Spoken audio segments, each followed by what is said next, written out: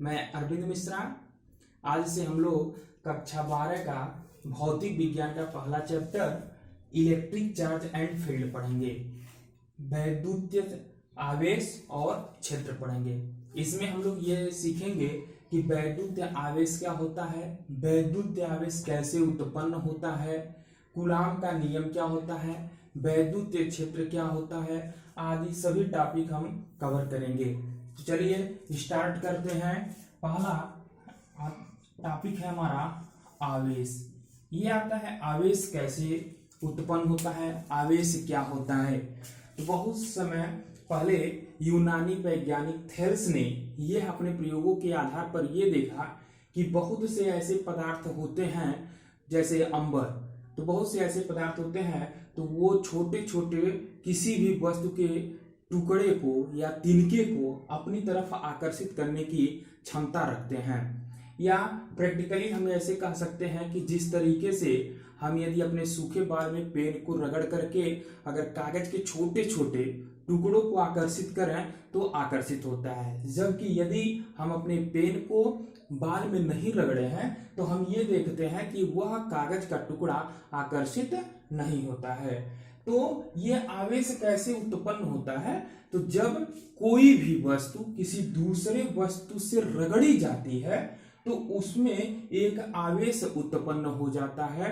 अर्थात अगर हम ये कहें आवेश कैसे उत्पन्न होता है तो हम बताएंगे कि आवेश दो वस्तुओं के परस्पर घर्षण से उत्पन्न होता है, और जब कोई भी वस्तु इस आवेश को प्राप्त कर लेता है तो हम यह कहते हैं कि वह वस्तु वैद्युतमय हो गई। अब यह आता है कि यह आवेश कैसे एक प्रैक्टिकली देखा जाए कि आवेश दो प्रकार का होता है।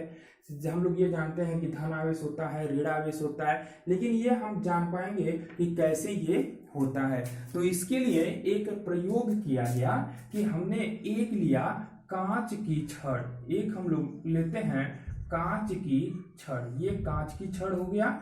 इसी प्रकार से दूसरा हम लोग लेते हैं रेशम, दूसरा हम लोग ये लेंगे रेशम। जब हम ये और एक चीज और तीसरा और भी हम लेंगे, तीसरा लेते हैं आबनूस, तीसरा जो पदार्थ होता है वह आबनूस होता है। और जो चौथा इसका भी हम एक छड़ लेंगे, चौथा जो है वह है बिल्ली की खाल, बिल्ली की खाल। अब हम ये देखते हैं कि जब कांच की छड़ को रेशम से रगड़ते हैं, कांच की छड़ को रेशम से रगड़कर इनको इस तरीके से लटका दिया जाए और आबनूस को बिल्ली की खाल से रगड़कर इस तरीके से लटका दिया गया। अब क्या होता है कि जब हम कांच की छड़ को आबनूस के पास लेकर आते हैं, जब हम कांच की छड़ को आबनूस के पास लेकर आते हैं तो हम ये देखते हैं कि अगर इस तरीके से दो छड़ों को लटकाया गया तो ये एक दूसरे को आकर्षित करने लगते हैं। मतलब ये इनके बीच में आकर्षण होता है। कब? जब हम कांच की छड़ को आबनूस के पास से लेकर के आते हैं। इसी प्रकार हम ये देखते हैं कि जब रेशम को हम बिल्ली की खाल के पास लेकर के आते हैं तो भी रेशम और बिल्ली के खाल के बीच में भी आकर्षण होता है। आकर्षण होने का मतलब ये होता है कि रेशम की छड़ और बिल्ली की खाल एक दूसरे को आकर्षित करते हैं, मीन्स नजदीक आते हैं।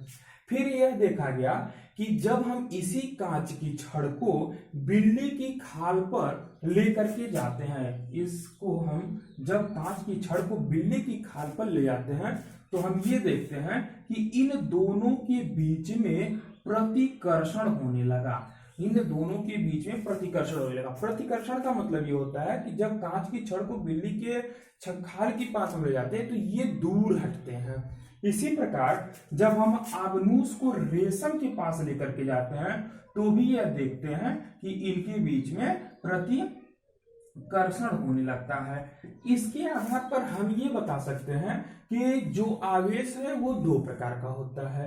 तो एक प्रकार के आवेश को धन आवेश कहते हैं, दूसरे प्रकार के आवेश को हम ऋण आवेश कहते हैं। जैसे इसमें ये जो कांच की छड़ है ये पॉजिटिव होता है, कांच की छड़ जो है पॉजिटिव होता है, और रेशम की छड़ जो होता है वो निगेटिव होता है, उसी प्रकार ये जो आबनूस होता है ये निगेटिव होता है, और ये जो बिल्ली की खाल होता है वो पॉजिटिव होता है। अब इसके आधार पर हम ये कह सकते हैं कि जब दो वस्तुओं को हम आपस में रगड़ते हैं तो उनके बीच में आवेश उत्पन्न हो जाता है। आवेश उत्पन्न होता है, साथ ही साथ ये आवेश दो तरीके से होता है। एक जो होता है वो पॉजिटिव होता है, दूसरा जो होता है वो निगेटिव होता है। और जब दो वस्तुओं को आपस में रगड़ते हैं तो दोनों ही आवेशित हो जाते हैं। एक पर जितना धन आवेश आता है दूसरे वस्तु पर उतना ही ऋण आवेश आता है। इस आधार पे हमने ये सीखा कि आवेश दो प्रकार के होते हैं, धनावेश होता है और ऋणावेश। तो हम यहाँ स्पष्ट करना चाहेंगे कि ये जो आवेश होता है वो दो प्रकार का होता है। आवेश दो प्रकार का होता है। पहला जो होता है उसको बोला जाता है धन आवेश, पहले को धन आवेश बोला जाता है, और दूसरा जो होता है उसको हम बोलते हैं ऋण आवेश। अब आता है कि आवेश उत्पन्न कैसे होता है, तो सिंपल बात है, आवेश दो वस्तुओं के घर्षण से उत्पन्न होता है। जब ये वस्तुओं पर आवेश आ जाता है तो इस वस्तु को हम कहते हैं ये वस्तु चार्ज हो गई, अर्थात वैद्युतमय हो गई। आवेश दो प्रकार का होता है, धन आवेश होता है, दूसरा ऋण आवेश होता है। दो वस्तुओं को रगड़ने पर एक पर पॉजिटिव चार्ज आता है, दूसरे पर निगेटिव चार्ज आता है। दोनों पर ही बराबर बराबर का चार्ज आता है। यदि इन दोनों को मिला दिया जाए तो ये दूसरे को कैंसिल कर देते हैं और फिर ये जो वस्तुएं होती हैं वो उदासीन होती हैं। आवेश का जो सिंबल होता है, आवेश का जो सिंबल होता है वो होता है Q। कहीं कहीं हम कैपिटल Q से भी यूज करते हैं और कहीं कहीं हम केवल ये स्मॉल Q से यूज करते हैं। इसी तरीके से अगर इसका यूनिट देखा जाए, इसका मात्रक देखा जाए, तो जो आवेश का मात्रक होता है वह होता है कूलाम। आवेश का मात्रक होता है कूलाम। अच्छा, यहां से एक चीज और भी हम सीख पाएंगे कि आवेश को कभी भी हम न तो उत्पन्न कर सकते हैं और न ही नष्ट कर सकते हैं। इसको आवेश संरक्षण का नियम कहते हैं। यानी कि आवेश संरक्षण का नियम अगर पूछा जाए तो आवेश को न तो उत्पन्न किया जा सकता है और न ही नष्ट किया जा सकता है। इसे हम आवेश संरक्षण का नियम कहते हैं। साथ ही साथ अब कुछ और भी चीजें नोट में से समझते हैं जो इंपॉर्टेंट होते हैं। यहां से पहला नोट में हम ये लिखेंगे कि यदि दो आवेश समान प्रकार के हैं, अर्थात अगर एक आवेश प्लस है और दूसरा आवेश भी प्लस है, तो अगर प्लस प्लस आवेश है तो ये एक दूसरे को प्रतिकर्षित करते हैं, प्रतिकर्षित करते हैं, या इनके बीच में हम कह सकते हैं कि इनके बीच में प्रतिकर्षण होता है। दूसरा, अगर एक प्लस चार्ज है और एक माइनस चार्ज है तो इनके बीच में आकर्षण होता है। यानी कि सिंपल हम कह सकते हैं कि समान प्रकार के आवेश एक दूसरे को प्रतिकर्षित करते हैं और विपरीत प्रकार के आवेश एक दूसरे को आकर्षित करते हैं। इसी के साथ साथ पहला नोट ये हो गया।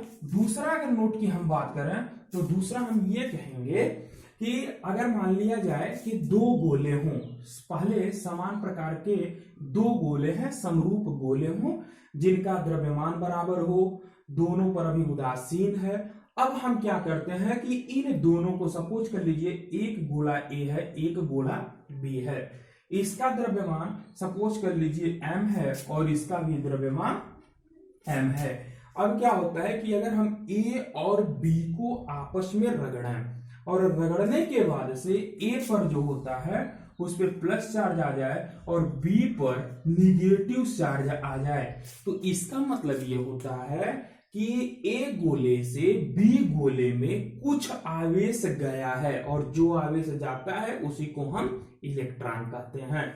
और एक इलेक्ट्रॉन पर जो आवेश होता है वह 1.6 × 10⁻⁻19 कूलाम होता है।